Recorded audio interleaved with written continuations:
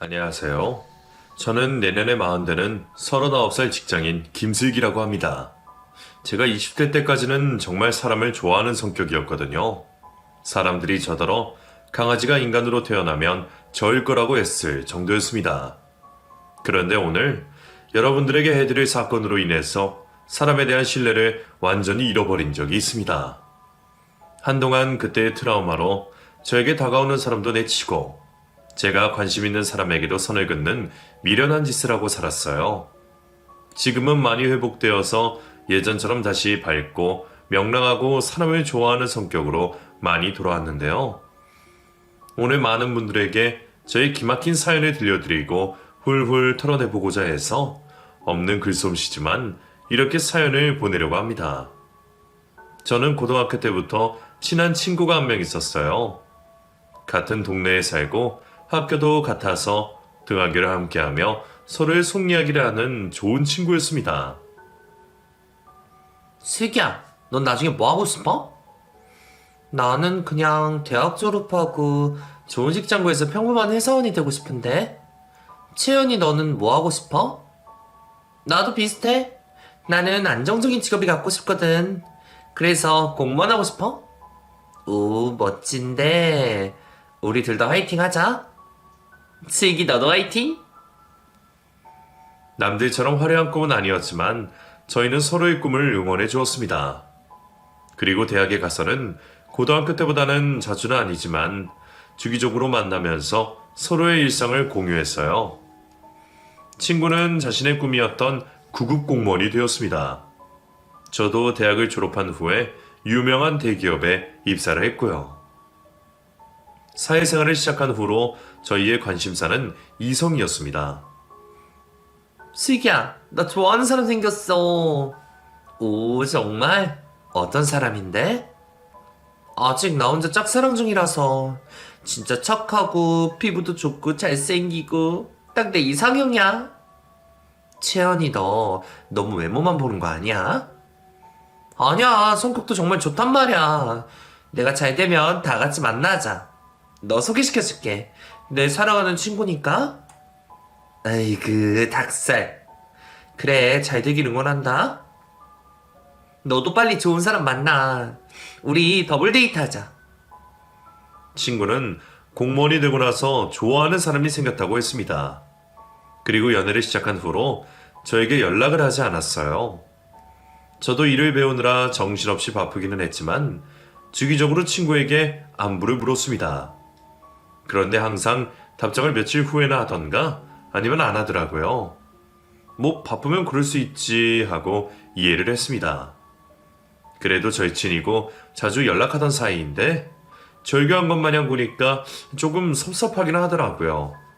그렇게 서먹서먹하게 지낸 지 1년 만에 친구에게서 연락이 왔어요. 저도 그 사이에 연애를 했다가 이별도 했습니다. 친구와 오랜만에 술집에서 만났는데 얼굴이 수척하더라고요. 채연아, 너 어디 아파? 살이 왜 이렇게 많이 빠졌어? 슬기야.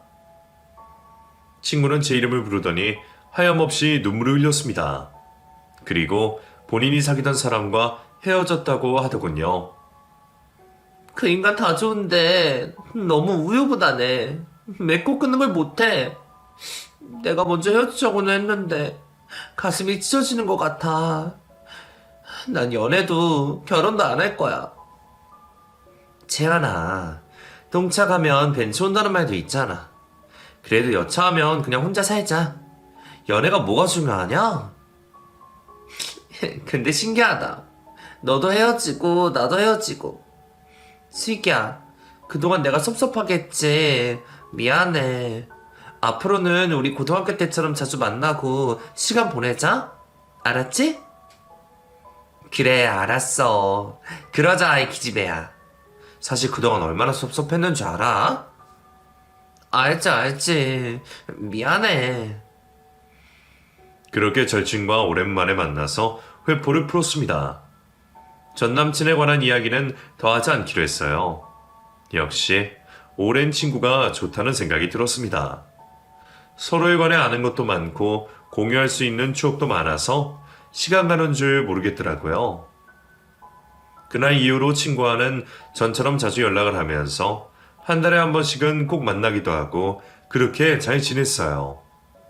저는 다른 친구들도 많았지만 그 친구는 친구가 저밖에 없었습니다. 그래서 가끔은 집착 아닌 집착도 하더라고요. 수익이 너 저번 주에 지혜 만났어?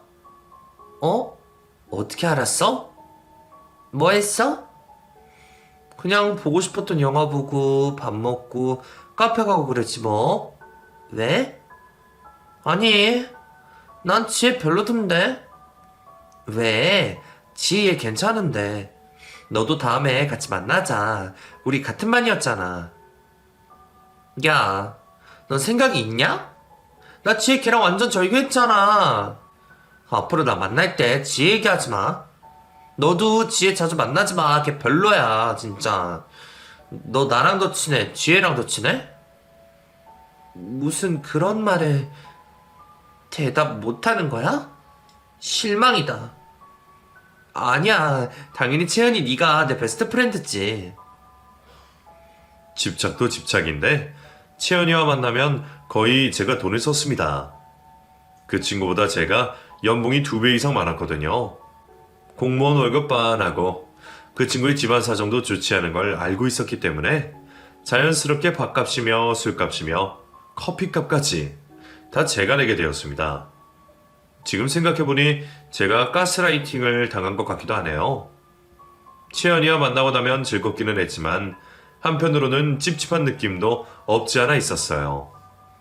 저도 사람인지라 가끔은 너무 얘는 돈을 안 쓴 게 아닌가, 왜 나만 이렇게 써야 하지? 하는 섭섭한 생각이 들기도 했습니다. 나중에는 제가 돈을 내는 걸 당연하게 여기더라고요. 슬기야, 나 먼저 나가 있을게. 잘 먹었어? 어? 그래. 당시를 돌이켜보면 저도 참 호구짓을 했네요. 아무리 친구라도 서로에 대한 배려를 일방적으로 저만 하고 있었으니까요. 그렇게 시간이 흘렀고 어느 날 친구가 저에게 소개팅을 해주겠다고 말했습니다. 슬기야, 너 남자 하나 만나볼래? 내가 아는 7급 공무원인데 사람 진짜 괜찮아. 너희 엄마 아빠 너 결혼하라고 야단이시라며. 소개팅? 나 그런 건 오글거려서 못하는데. 야, 한 번만 만나봐. 나도 썸 타는 사람 있는 거 알지? 우리 이번에는 진짜로 더블 데이트 하자. 그래? 그럼 한번 만나나 볼까? 그런데 말만 하고 언제 만날지 약속을 정하지 않더라고요.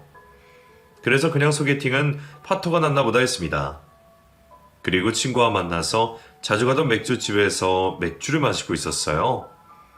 이런저런 이야기를 나누는데 웬 멀끔하게 생긴 남자가 저희 테이블로 다가와서 채연이에게 말을 걸었습니다.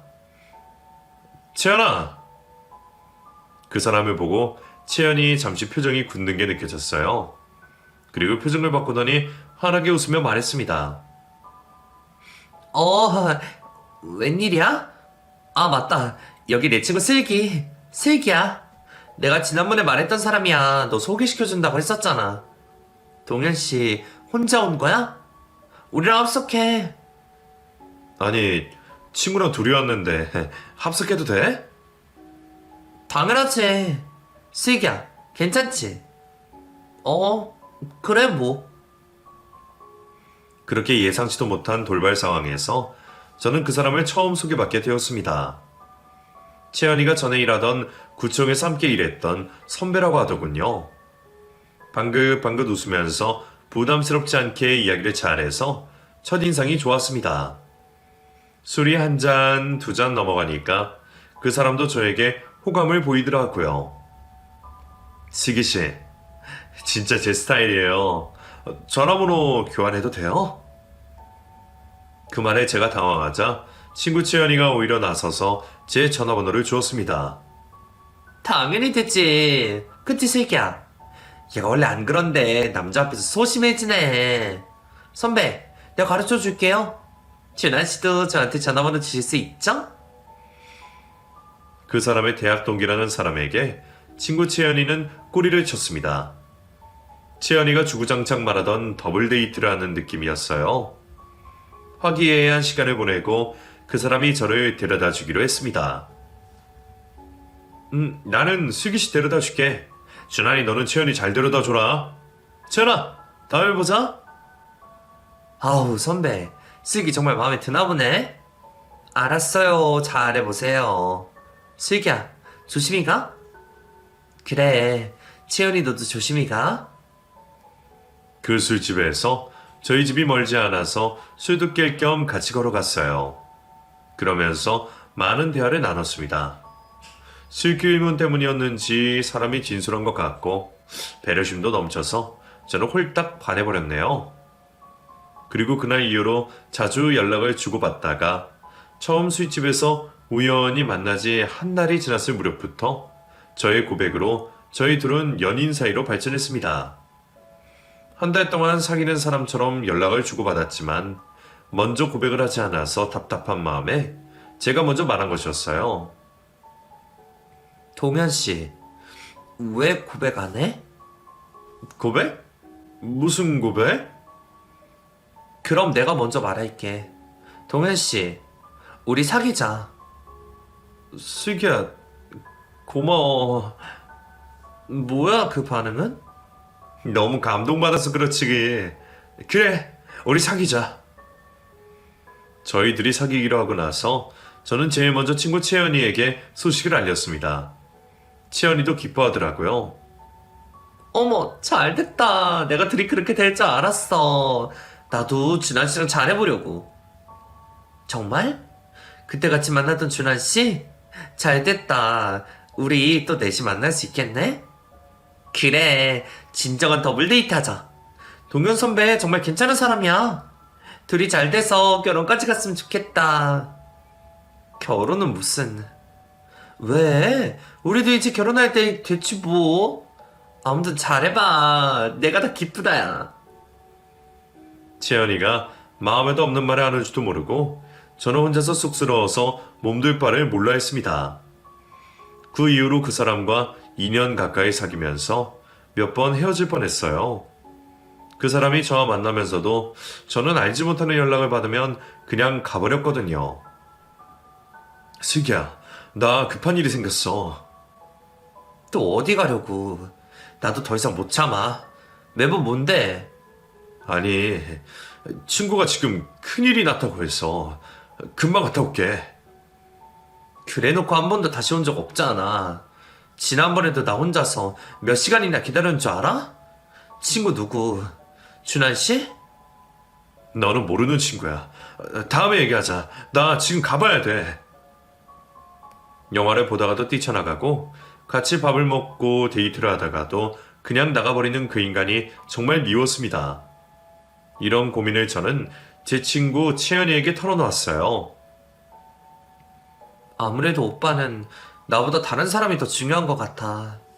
어떻게 그럴 수가 있어? 동현 선배가 예전부터 오지랖이 넓기는 했어. 사람이 좋아서 그런 건데 어쩌겠어. 네가 좀 이해해. 야, 너는 동현 씨 편이냐? 편이 어디 있어. 둘 다 내가 좋아하는 사람들인데. 그리고 제가 처음으로 헤어질 결심을 한 그날에도 남자친구와 카페에서 커피를 마시며 이야기를 나누다가 남자친구가 휴대폰을 놓고 화장실을 간 사이에 전화통에 불이 나서 제가 전화를 받은 날이었어요. 여보세요? 동현 씨 지금 화장실 갔는데요. 동현이 여자친구예요? 웬 여자가 그렇게 묻더라고요. 네, 맞는데요. 누구세요? 나 동현이 전 여자친구인데 동현이 오면 저한테 바로 전화라고 해주세요. 네? 전 여친이요? 우리 뭐 이상한 사이는 아니니까 오해하지 말고요. 꼭 바로 전화라고 해요. 그러고 전화를 끊는데 어처구니가 없어서 헛웃음이 나오더라고요. 그리고 화장실에서 돌아온 남자친구가 제가 본인 핸드폰을 들고 있으니까 낚아채며 말했습니다. 뭐야, 왜 내 전화를 들고 있어? 동현 씨 전 여자친구가 급한 일이 있다고 바로 연락해달라더라? 뭐라고? 너 내 전화 그냥 받은 거야? 정말. 그러더니 정말 시킨 대로 바로 전 여자친구인지 모식갱이인지에게 바로 전화를 걸더라고요. 그 모습을 보고 모든 신뢰가 무너져 내리는 것 같았습니다. 그때가 만난 지 1년이 넘어갈 때였거든요. 통화를 마치고 돌아온 남자친구는 아니나 다를까 가봐야겠다고 했습니다. 슬기야, 나 친구한테 일이 생겨서 가볼게. 무슨 일? 전 여친이지 그게 친구니? 너가 생각하는 그런 사이 아니야. 예전에 잠깐 사귀기는 했지만 정말 친구야. 그래, 가라 가. 그리고 앞으로 나한테 연락하지 마. 헤어져. 저는 홧김에 그렇게 말하고 먼저 자리를 박차고 나갔습니다. 그런데 저를 따라오지 않고 저를 지나쳐서 본인 차를 끌고 전 여친을 만나러 가버리더라고요. 그 모습을 보는데 정말 제 마음이 갈기갈기 찢어지는 기분이었습니다. 그동안 저를 만나면서 급한 일이 있다고 갈 때마다 전 여친들과의 일 때문에 갔던 거라고 생각하니 배신감에 치가 떨릴 정도였어요. 그날 밤에 남자친구에게 미친 듯이 전화가 왔지만 받지 않았습니다. 메시지를 보낸 걸 봤는데 자기는 결백하다고 주장하고 있더라고요. 그러나 저러나 정이 다 떨어져서 꼴도 보기 싫었습니다. 그렇게 일주일이 지나고 나서 친구 채연이가 만나자고 한 자리에 나갔더니 남자친구가 있었어요. 뭐야, 채연이는? 채연이가 너 만나려면 가보라고 해서. 그리고 그 사람은 제 앞에서 무릎을 꿇고 빌었습니다. 정말 미안해 슬기야. 내가 너 마음을 헤아리지 못했어. 전 여친들이랑 친구처럼 지낸다고는 하지만 너한테는 신경 쓰이는 일일 텐데 이제 다시는 연락 안 할게. 나 너한테만 집중할게. 한 번만 용서해줘. 슬기야. 뭐 하는 거야? 사람들이 다 보잖아. 일어나. 용서해주면 일어날게 슬기야. 알았어. 알았으니까 일어나. 사람들 시선이 다 저에게 쏠려 있어서 상황을 모면하기 위해 제가 그렇게 말했습니다. 그랬더니 신나서 일어나더니 저를 끌어안더라고요. 제 화가 다 풀린 건 아니었지만 그래도 많이 반성을 했나 보다 생각했어요. 그리고 사실 더 큰 문제가 있었습니다. 그날 다시 만나기로 결심하고 술에 취해서 저는 정신을 잃어버렸습니다. 그리고 한 달 후에 제가 임신을 한 걸 알게 되었어요. 설마 아니겠지 하면서 산부인과에 갔더니 임신 5주 차라고 했습니다. 병원에서 나와서 그 사람에게 전화를 걸어서 사실을 털어놨더니 정말 기뻐하더라고요. 슬기야, 정말이야? 나 아빠 되는 거야? 슬기야, 고마워. 우리 결혼하자. 그날 전화로 청혼을 받았습니다. 아이도 임신했겠다 진퇴양난의 상황이었어요. 그래서 배가 부르기 전에 급하게 결혼을 하게 되었습니다. 제 결혼식장에 온 친구 채연이는 남자친구와 함께 와서 저희를 축하해 주었습니다. 둘이 정말 결혼을 하네? 축하해. 여기는 내 남친. 전에 만나던 사람과 다른 사람이어서 저는 내심 놀라는 마음이었지만 티를 내지 않고 인사를 나눴어요. 그리고 둘이 있을 때 물어봤습니다. 저 사람은 누구야? 준환 씨랑 언제 헤어졌어? 헤어진 지 꽤 됐어. 그나저나 너 임신했다며? 정말 대단하다.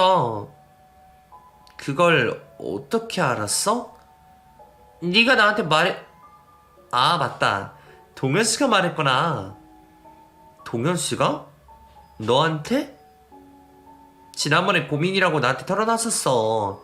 야, 아무튼 결혼하다니. 너한테 좋은 옷 한 벌 해야 하는 거 알지? 기다릴게. 축하해. 저와 남편은 속도 위반을 한 걸 일단 지인들에게는 숨기기로 했었거든요. 그런데 채연이에게 고민이랍시고 털어놨다고 하니 머릿속이 혼란스러웠습니다. 하지만 결혼식 날이었고 정신이 없어서 그것에 관한 찝찝함은 금방 잊어버렸어요. 저희는 정말 번갯불에 콩 구워 먹듯이 빠르게 결혼을 했습니다. 배가 불러서 티가 나기 전에 하고 싶었거든요. 그때가 임신 3개월 차였어요. 입덧이 있어서 가만히 있어도 배멀미라는 기분을 느끼고 있는 상태에서 결혼식까지 치르고 저는 며칠을 알아 누웠습니다.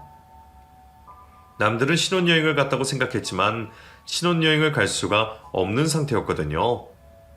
그 와중에도 남편은 뭐가 바쁜지 퇴근도 늦게 하고 연애 초반처럼 저를 살뜰히 챙겨주지 않았습니다. 오늘도 야근해? 도착하면 10시 넘을 거야. 먼저 자. 왜 그렇게 바빠?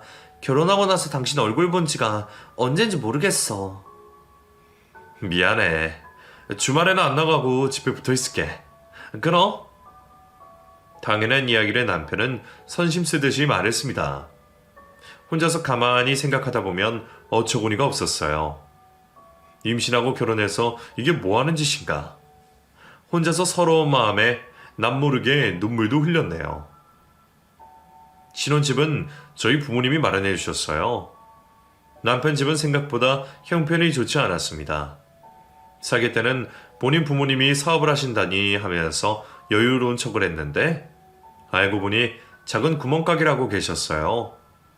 사실 제 뱃속에 갑작스럽게 생긴 아이에 대한 책임감, 그 하나로 결혼을 했다고 해도 과언이 아닙니다. 그래도 연애 때처럼 전 여친들과 연락을 하지 않는다고 생각해서 그건 다행이라고 여겼습니다. 그런데 그것도 얼마 가지 않았어요. 결혼하고 한 달이 지났을 무렵에 주말에 저희는 교회로 여행을 가기로 했습니다.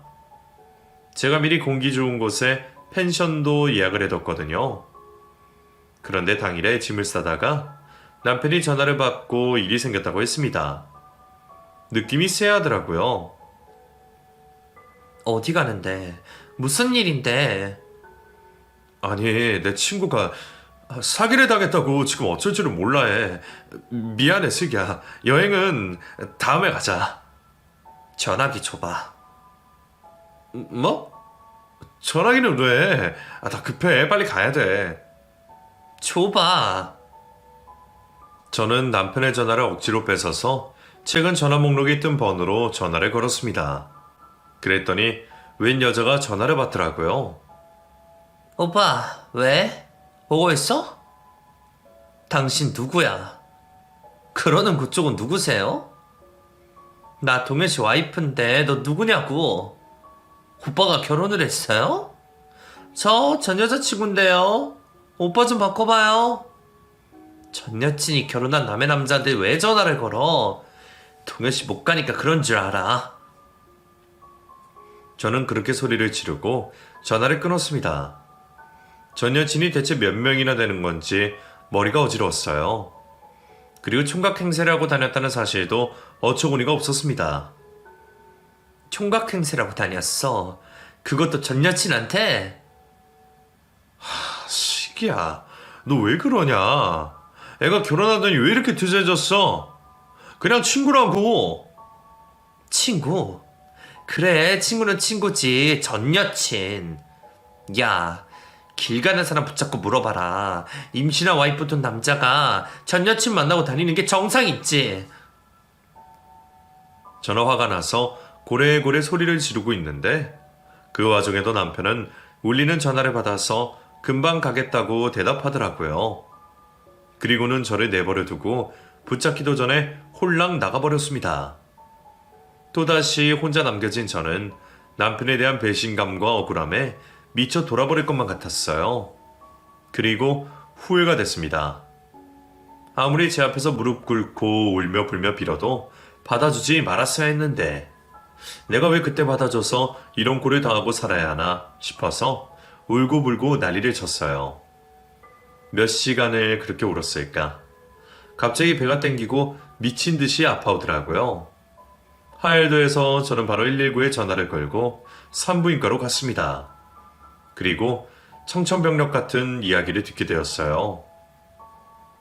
안타깝지만 유산이에요. 그럴 리가 없어요. 선생님, 다시 한번 봐주세요. 아니에요. 죄송합니다. 유산에서도 출산한 거나 다름없이 몸조리 하셔야 돼요. 남편분한테 연락해서 오지라고 하세요. 병실에 누워서 저는 미친 사람처럼 울부짖었습니다. 제가 조금만 더 신경을 썼으면 이런 일은 없었을 텐데 하는 죄책감이 들었어요. 그렇게 울다 보니 남편에 대한 분노가 치솟아 올랐습니다. 그리고 저는 남편에게 전화를 걸었어요. 한참을 전화해도 받지 않았습니다. 친정 부모님에게는 걱정하실까봐 연락을 못하겠더라고요. 그래서 친구 채연이에게 연락을 했습니다. 그랬더니 바로 달려와 주었어요. 슬기야, 이게 무슨 일이야? 채연아, 나 정말 결혼 괜히 했나봐. 그 인간 완전 미친 사람이야. 또 전 여친이랑. 저는 말을 잇지 못하고 눈물이 터져나왔고 그런 저를 채연이가 안아주었습니다. 네 잘못 아니야, 슬기야. 그 아이는 너랑 인연이 없던 거라고 생각해. 그리고 동현 선배한테는 내가 잘 이야기해 볼게. 뭘? 슬기 너한테 앞으로 잘하라고. 내가 소개해줬는데 너한테 면목이 없다. 진짜 미친 거 아니야? 아, 너무하네. 채연이가 오히려 미안해하면서 화를 내니까 제가 괜히 더 미안해지더라고요. 아무리 그래도 채연이가 소개해줘서 만난 사람에 대해 욕을 하면 채연이한테도 부담이 될 거라는 생각이 들었습니다.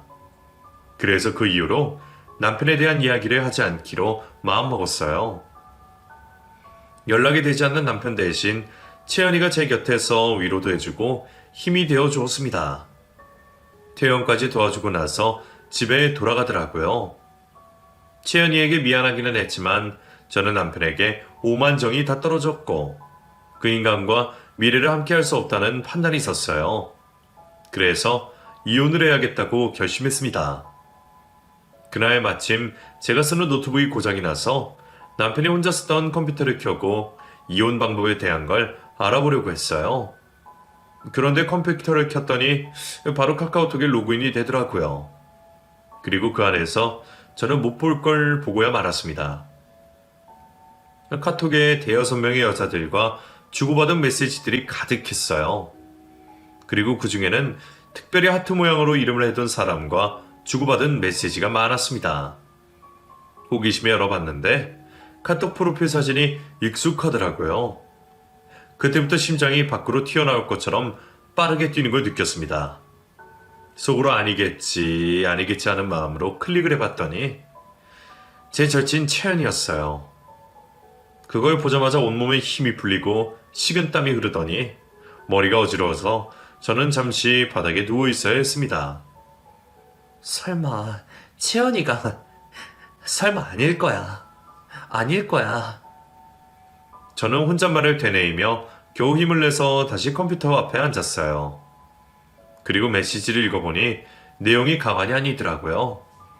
서로 사랑을 한다느니 제가 임신을 안 했으면 둘이서 해외여행을 갔을 거라느니 별 이야기를 다 하고 있었더라고요. 믿었던 친구 채연이는 제 흉을 보기도 했습니다. 슬기 걔가 좀 까칠해. 지만 알고.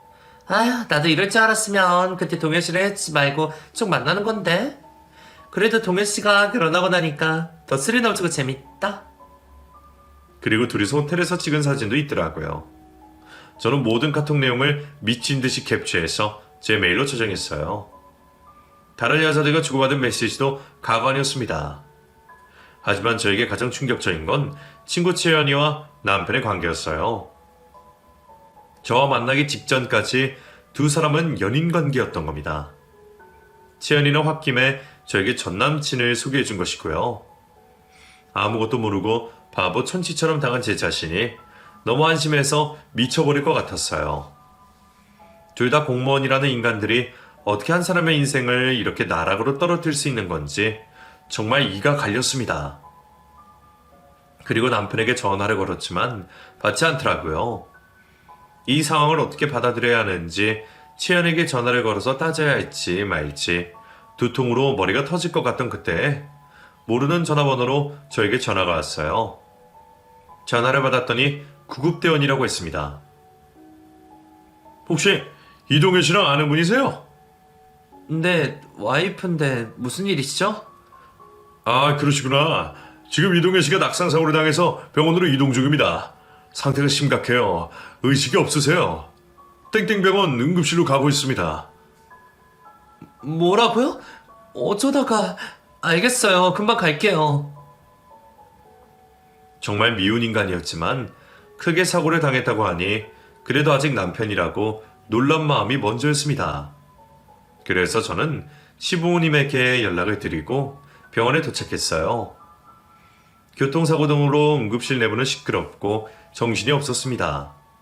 그 와중에 저는 제 남편의 이름을 대며 남편을 보러 왔다고 말했어요. 저 이동현 와이프인데요. 동현 씨 어디 있어요? 많이 다쳤어요?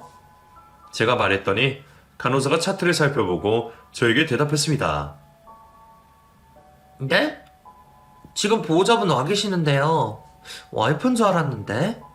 조금 있으면 수술 들어가야 해서 보호자 1인만 면회가 됩니다. 그게 무슨 말이에요? 와이프는 전데... 설마... 저는 그 순간 머릿속이 핑 돌더라고요. 그리고 간호사를 뿌리치고 남편 이름이 적힌 침대를 찾아갔습니다. 그 안에서 울음소리가 들렸습니다. 동현씨, 이렇게 가면 안 돼. 동현씨, 이혼하고 나랑 살자. 일어나. 목소리가 익숙한 목소리더라고요. 커튼이 쳐져 있어서 저는 커튼을 열어 젖혔어요.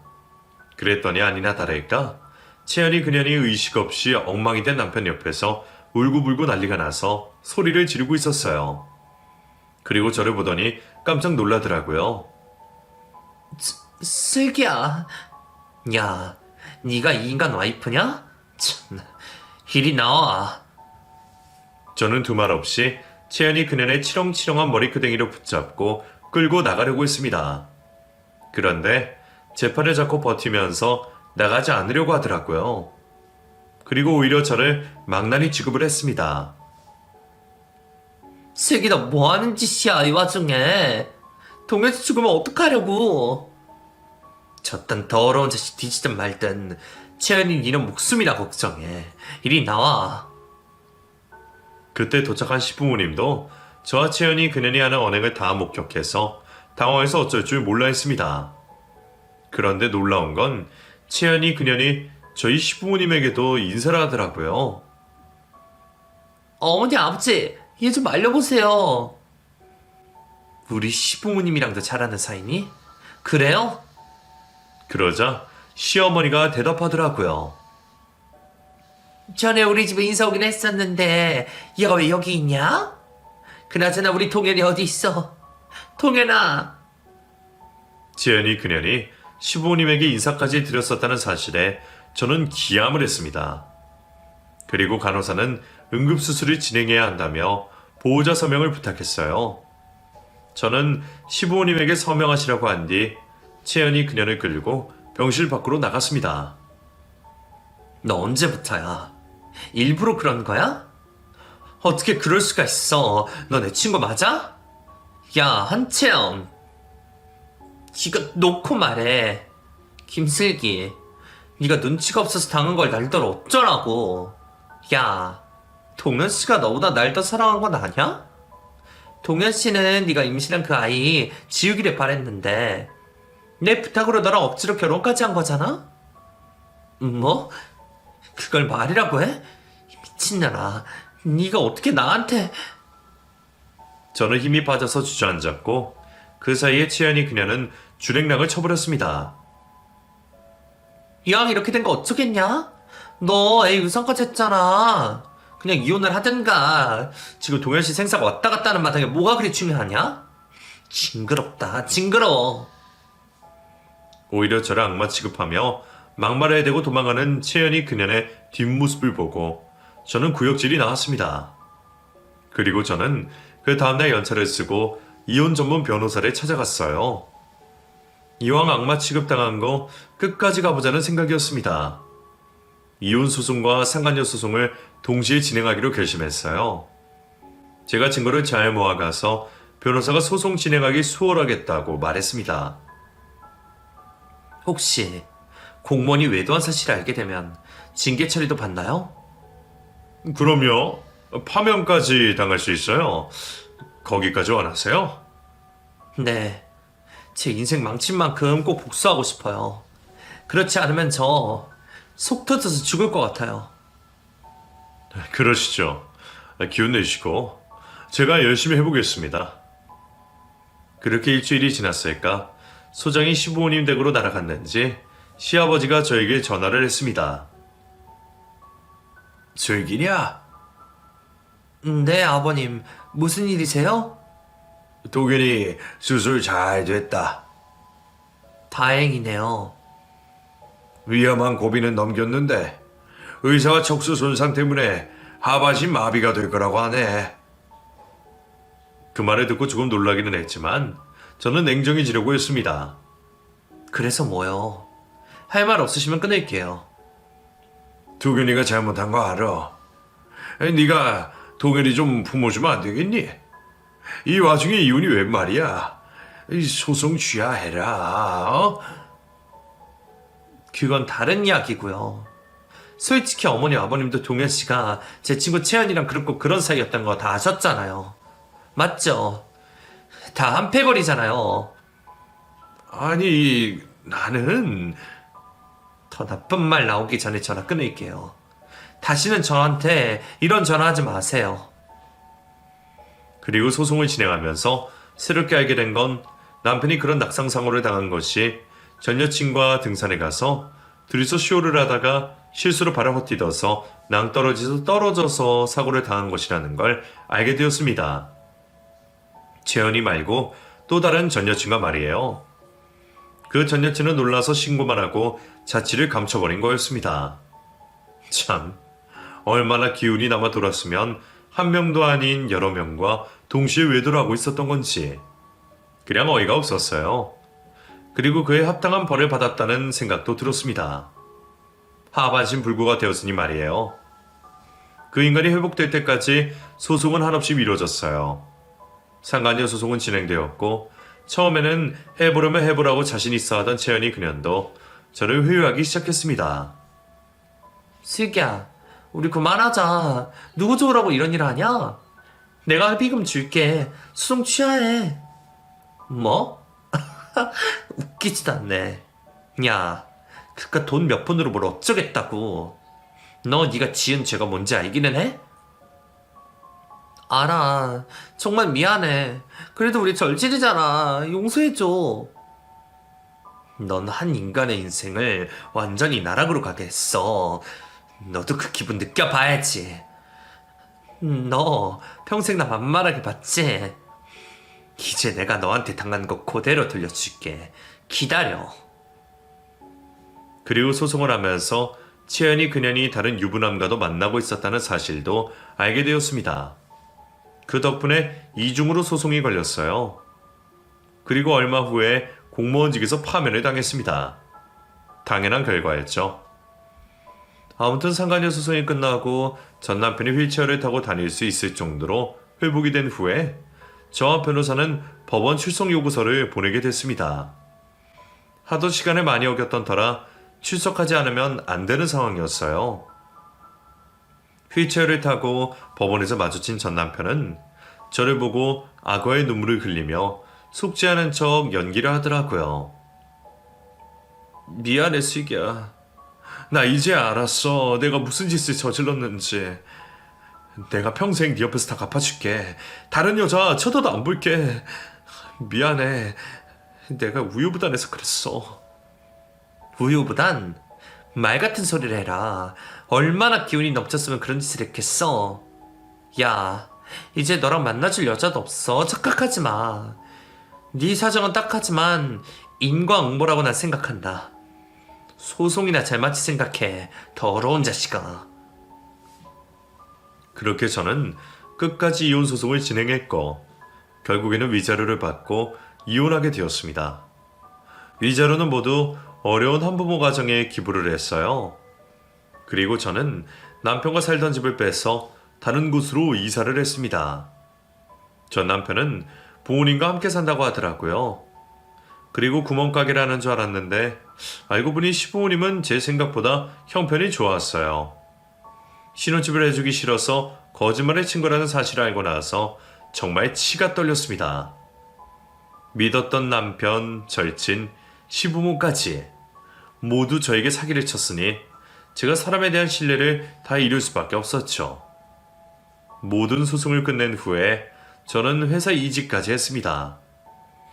저와 관계된 모든 사건을 아는 사람들이 없는 곳에서 새로 시작하고 싶었거든요. 다행히 전 직장만큼 좋은 대기업으로 이직을 성공했어요. 그리고 저는 일에만 몰두하며 지냈습니다. 저에게 있던 끔찍한 일들이 있는 방법이 그것밖에 없었거든요. 우수사원으로 뽑히기도 했네요. 야, 슬기씨 대단해. 어떻게 그렇게 일을 열심히 하고 게다가 잘해? 뭘요? 저는 그냥 일이 재미있어서 한 건데 감사합니다. 슬기씨처럼 괜찮은 여자 낚아챌 남자가 누굴지 정말 궁금하다. 저는 남자 만날 생각이 없어요.